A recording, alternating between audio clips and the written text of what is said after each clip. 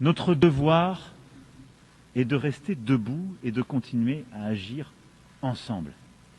Il y a 80 ans, ceux qui nous ont précédés étaient face à l'effondrement. La guerre n'était pas terminée. Le pire venait de se produire. Un monde déjà divisé était en train de se composer. Et ils ont décidé de construire ce trésor que sont les Nations Unies. On pourrait accabler notre Assemblée de plein de reproches, y compris des reproches qui ne sont pas tout à fait justes. Cette Assemblée, c'est nous. Si elle est inefficace, c'est que quelques-uns la bloquent, et souvent les plus puissants. Si elle ne va pas assez vite, c'est que nous ne sommes pas assez déterminés pour la faire avancer. Les Nations Unies, c'est nous tous. Il y a une chose, c'est que nous n'avons pas droit au cynisme.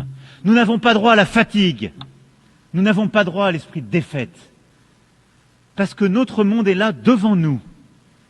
Et le risque qui court, c'est celui de la fragmentation, de la loi du plus fort, de l'état de fait, du cynisme et en quelque sorte de la perte de contrôle. Oui, c'est bien ça, la perte de contrôle. C'est ce que vivent partout nos peuples. La peur devant un futur qu'ils ne contrôlent plus, la peur devant des migrations subies chez les uns, la peur devant un climat qu'on n'arrive plus à contrôler, la peur devant des inégalités qu'on n'arrive plus à stabiliser, la peur devant une guerre qu'on n'arrive pas à arrêter.